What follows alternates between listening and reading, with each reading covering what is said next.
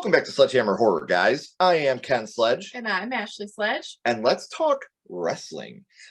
So today we are joined by one of the amazing stars of the new film, The Ballad of Gia and Frankie, as well as an associate producer on the film, Justin Ciardullo. Justin, how you doing today, man? Doing fine. Thank you for having me on. It's a real pleasure. Thank you. Oh, yeah. We're very, very excited to have you. So before we get into the reason why you're here, Justin, let's learn a little bit about you first. Obviously, you star as Gia in the film. You're an associate producer on the film. But before we talk about Gia and Frankie, what got you started in acting, in producing? What made you have that push to want to start doing that?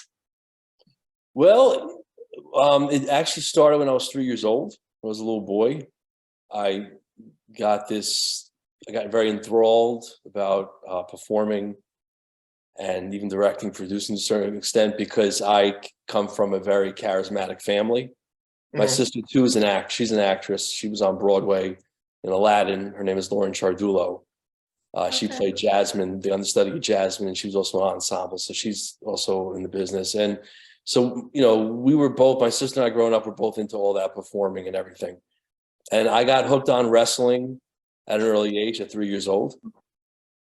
And again, when you come from a charismatic household family, we're all personalities, you get really turned on by wrestling. So I remember I would just sit down Saturday mornings, I would watch my cartoons, and then I would turn on AWA, NWA, WWF at the time, and Gorgeous Ladies of Wrestling. Yeah. And, that's what happened there. And then, then from there, I went further with, I did acting, community theater, and then also did my own little movies as a kid with my friends. We used a little camcorder and did our own versions of Back to the Future, which was very interesting. So yeah, community theater productions, and then made my pro debut in professional wrestling on June 20th, 2004. And in between that, in between my 15-year wrestling career, I also did multiple independent films, working with great filmmakers like Jasmine Banks, Jerry Landy, Ben Nisman. So it's and then now I'm back in the game.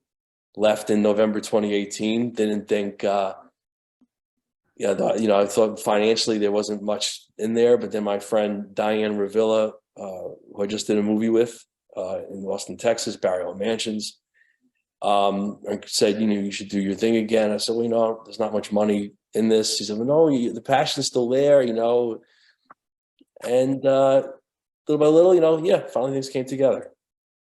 Awesome. So Justin, do you direct also? I write. I've pretty much have always been a writer, producer, director. I also do video editing with Adobe Premiere Pro now. I engage in that. I edited some of the mini trailers for Ballad of Gia and Frankie that included Carfax Abbey, Cry Little Sister in there, which you guys love Carfax Abbey, the band? Oh, yeah. Yeah. God, I love them. So I had to put them in there. And thank God Instagram and TikTok are a little more lenient towards copyright. Sure. Yeah, I edit too. And I also do casting, directing as well. Did that for my friend Diane Revilla's film, Barrio Mansions. Casting great actors like Brady Box, who's a great actor from Austin, Texas, who's tearing up a storm down there. So I guess you could say that now that it's my jobs in film are growing, growing, but it's still the main core jobs of the writing, producing, directing. Okay. Sure. And now my thing is, you were talking about how your sister was on Broadway. Have you ever done any Broadway work yourself, or have you mainly been a film guy yourself? No Broadway, never really thought about that. Stage stuff I did fairly well with, but most of the Shakespearean type acting, that's what I was trained with by Shakespearean acting coach and also world-renowned actor Vernon Morris, who lives, I think, down in Greenwich Village in the city. He trained me as a kid. Phenomenal human being.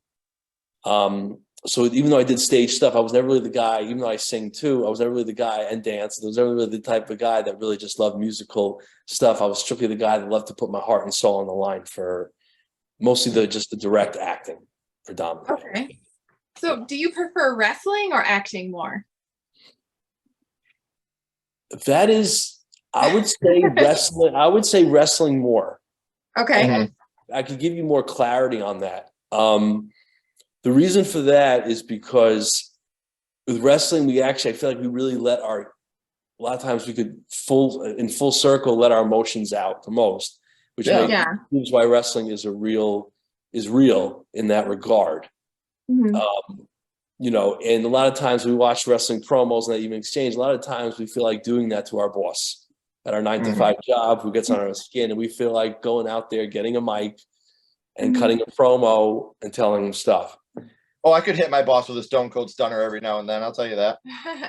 Oh, well, yeah. Well, I mean, I was doing something like that too recently, but I did have a boss fairly recently, a beautiful woman that finally brought me down to my knees and proved what I was, what I was really made up of. And I took it like I had to take it and accept it, and I respect her for that.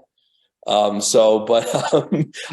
get back to our conversation here, but yeah, that's what wrestling is.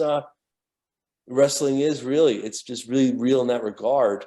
And that's what I love about it. And when you see the Ballad of Gia and Frankie, for our viewers at home, you see the emotion coming out of me in those promos that were from the archive footage when I was traveling in the circuit throughout the Northeast.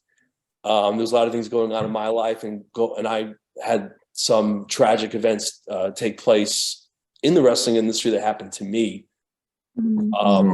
That happened to a lot of people in the industry that now are starting to be suppressed because there's been a lot of complaints about that, including the speaking out movement that I wasn't part of.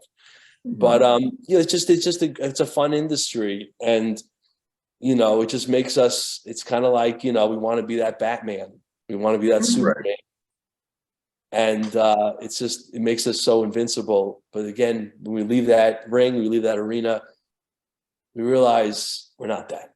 And it was that boss I was just telling you about that made me realize that fairly recently. Right. And that's a great segue, because you talked about the Ballad of Gia and Frankie. And for those that haven't seen it at home, if you haven't, we do have the links for the film down here in the description, as well as Justin's social media account. So make sure you're following him on social media. After the interview, make sure you go and check the film out, because it's more than just a pro wrestling movie. It's definitely its own horror story. It's a drama. There's so much more that goes along to it than just a professional wrestling story. So if you're not a professional wrestling fan, there's still a lot that you can get into being a fan of horror or a fan of drama. So let's kick right into this. You are the associate producer on this, as well as you play Gia in the film. How did you get connected to becoming a part of the film itself? Well, John Victor Ambrose contacted me over like 5 times. I was really ambivalent about it because I had other business plans at the time planned with Diane Revilla down in Austin, Texas. But Diane had to take care of things, I had to take care of things, and I returned to New York. I had to come back to New York to take care of things. So there was a lot more. So, you know, so John went back and forth with me, and, you know, finally we agreed to everything. When I had to leave Austin September 2019 for the time being, and I did, when I returned to New York, you know, I got in touch with John, said, let's do this. And then finally, you know, we went back and forth. There was times we were, most on my part, I was unsure about things were going to work out okay. And, but yeah, it's been a process since he began contacting me in June 2019, to be exact.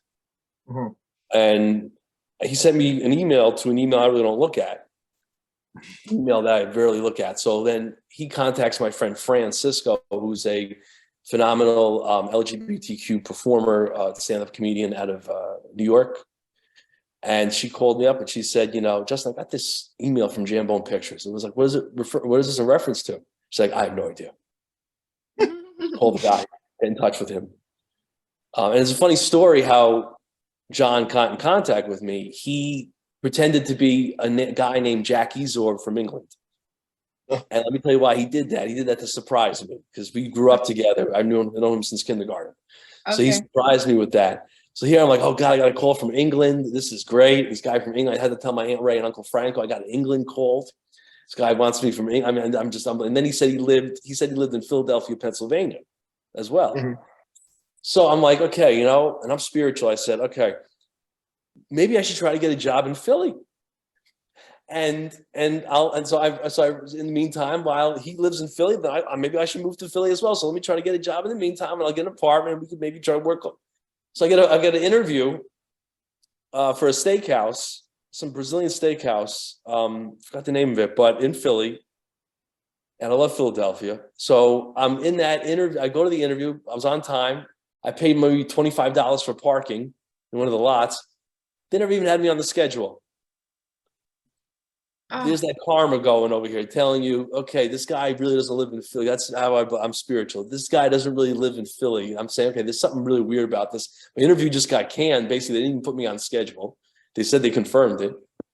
I go back, and after a while, things start erupting, and finally, John reveals to be John, and I'm like, you put me through. You say you're from England, and then you say you're in Colorado one day, then you say you're taking trips in Budapest, and he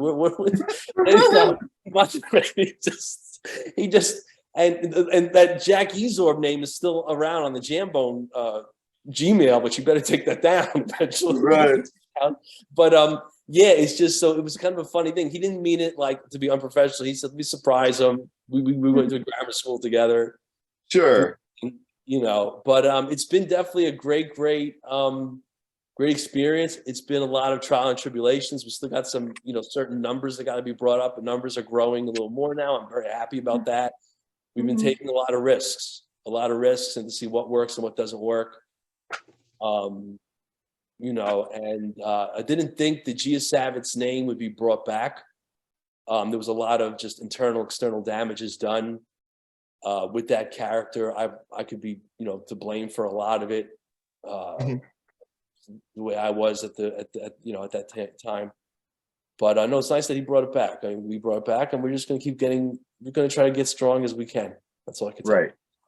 Well, something else that you just brought up a little bit was, you have an LGBTQ plus comedic friend. This film does incorporate a lot of the LGBTQ plus community.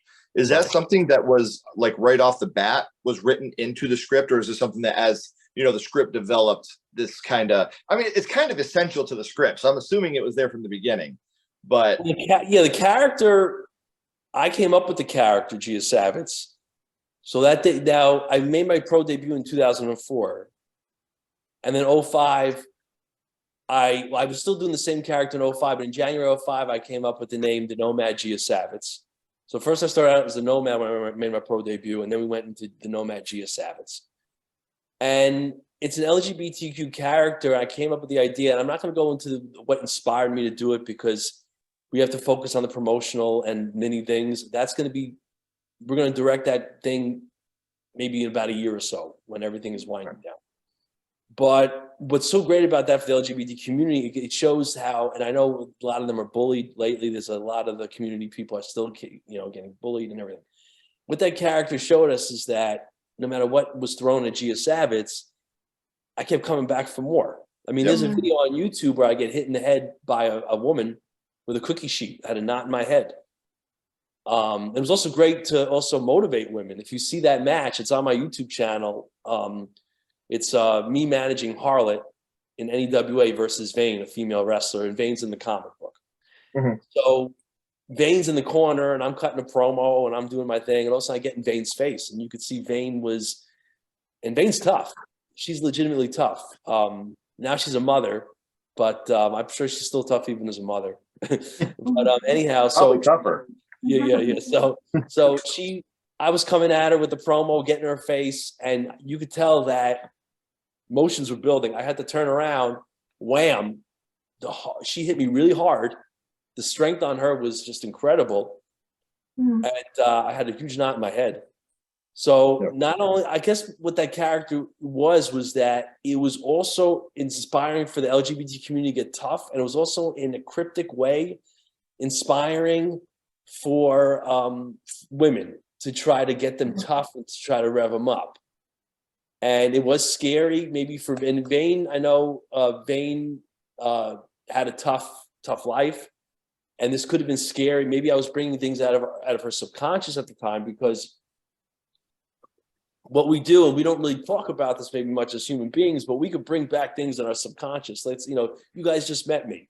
I may say something to you in about 5 minutes, and I may bring back a memory from, a friend of yours that you haven't seen in 10 years. As human beings, we're capable of having that happen.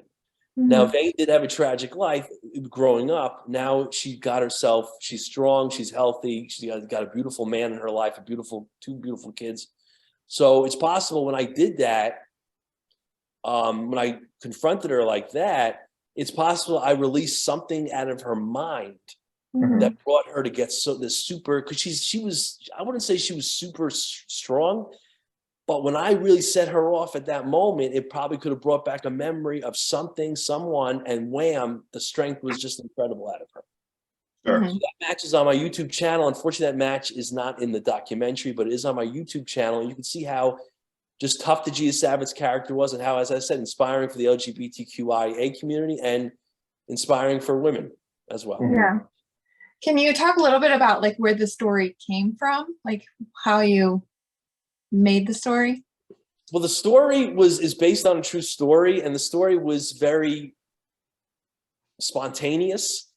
Okay. It started on a radio show. I was on WVOX with Bob Leventhal,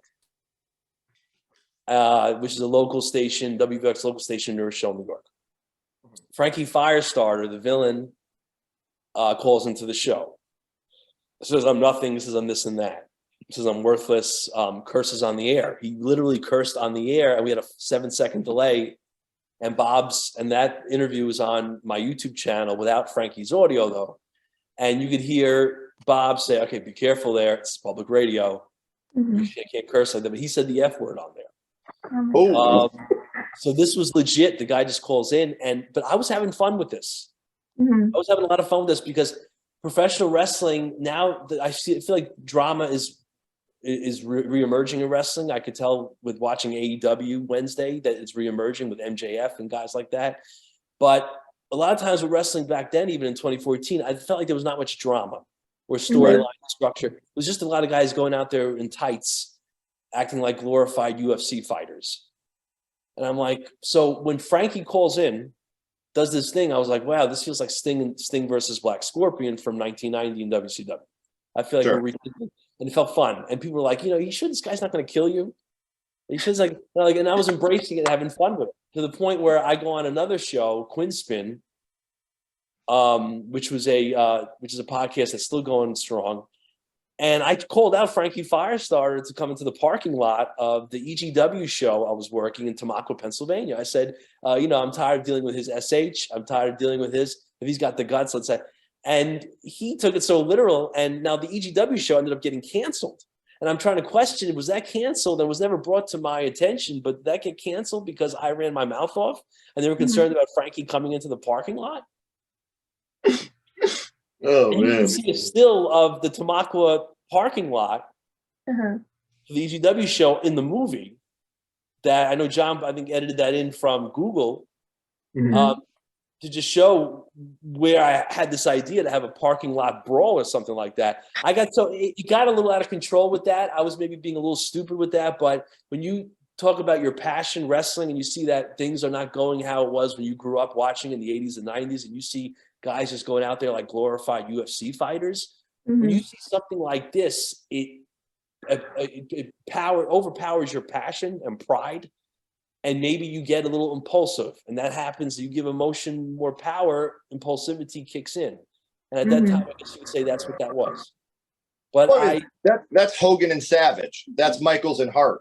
Like when you have that something that feels super real and super personal, it brings everybody more into the fold, and growing up a big fan of, professional wrestling, when you had the big drama moments, Hogan's heel turn at Bash at the Beach, the Montreal screw job, those are the moments that they're cemented forever in the legacy of professional wrestling. So when you have something that doesn't feel like a shoot, something that feels very, very real, it brings in the audience even more too.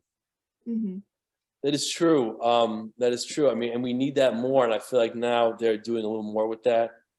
I think it is starting to pick up a little bit. Indie circuit's going fairly strong. You got a lot of great talent on there that I've seen recently, like Raina Black and Era Spiral and Riley Crow, people like that. The women's division, those three. I'm not trying to play favorites with anyone, but these are the people I've seen recently, most recently at the last year. Lock Target Wrestling is a indie promotion out in Jersey that is incredible with character development and storyline structure. And the promoter, David Marksman, he also does mini movies with his faction, the Rejects, one of the factions, the Rejects. And they even have a horror movie going on. You got to check it out. I've got to send you the link to that. Lock Target Wrestling, I think, has a future in the indie circuit, and they got a lot of great talent, not just from women's I just mentioned, but like Philly Mike Swanson, Tony Cini, the Rejects. They even have this Italian Guido manager, because I'm Italiano and I grew up with people like this character they had. I forgot the name of it, but he's a manager. I love that character. The guy he manages is a great character, like the high school bully you encounter. I mean, David Martin does such a great job with character development that you would say, wow, this is amazing for an indie promotion that he does this. They even have the Stepdads. That's another tag team in Lock Target. They come out to Full House. That's the theme from Full House, the TV show, and then it goes into some rock thing. Great. So I feel like the character development now is rising a little more now, and I think we're kind of seeing the whole thing of just putting on tights and acting like UFC fighters is maybe starting to just dwindle a bit. Right. Yeah. So do we have a release date, and will it be on physical media? The film is actually already out. It's not on Vimeo. It's on Vimeo on demand right now. It was released in May. Okay. It's out already. You may have more streaming services that we're looking into for that. But it is on Vimeo right now. The rental is $3.99 and purchase is $9.99. Okay. Which is in the description. It's now, I don't know if you heard, but are we going to get a physical media release of the film? Physical media, I know digital is rising. How do you guys like physical still? We love do. it. Yeah. Absolutely love it. Because let's say that I want to pop in this movie in 2 years from now and it stopped streaming everywhere. I still have the ability to do that. We're very big fans of commentary behind the scenes. Yeah. We'd love to see how things were made. And these are things that you can't get with a streaming service. And like I said, a streaming service at any day can pull a movie and we can't watch it anymore. But they cannot come into my house and take a Blu-ray off my shelf and walk out of my house with it. So me personally, I grew up in a video store. My parents owned a video store. Okay. So physical media is something for me that's been a huge part of my life for a very, very long time. And in the business that Ashley and I do, this is not a work, in the business that we do, it's essential to have a lot of the behind the scenes and commentary knowledge on film. So that way you don't look like a jackass when you're trying to talk to somebody. You can have as much information. You have as many bullets in the gun as you can possibly have. So I think Ashley and I will always be more of the physical release than the streaming side of things. Yeah. I'm happy you brought that to my attention. That could be good also with maybe the videotape libraries. I know George Aniello from NEWA gave us full permission to use whatever we want. I know I spoke to Nelson Torres, the owner of WTF Wrestling. We were trying to work out something. So that's something I'm happy you brought that to my attention. And I will definitely talk to John about that as well. Thank you. Good job, dude. Well, hopefully we can help a little bit. That's always good to know. Well, now, guys, before you get to watch the movie, we would like to play a trailer here for you so you guys can check it out. Here is the trailer for The Ballad of Gia and Frankie.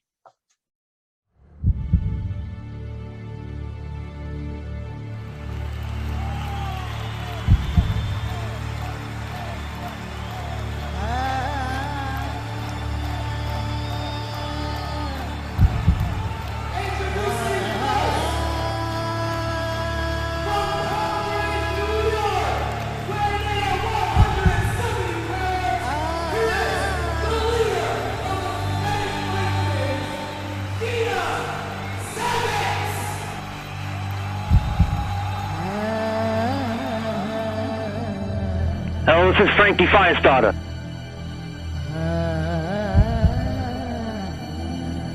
I'm gonna burn you alive, you weak and pathetic excuse for a wrestler. You're wrestling in girls' clothing? I hope you burn in hell.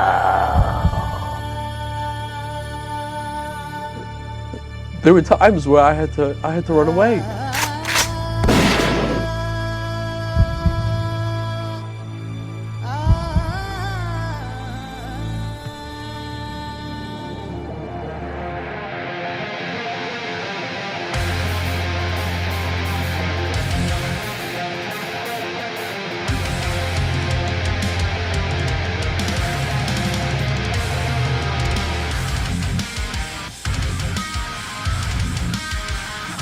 fire starter. Yeah, you started the fire, and now I'm gonna finish the fire.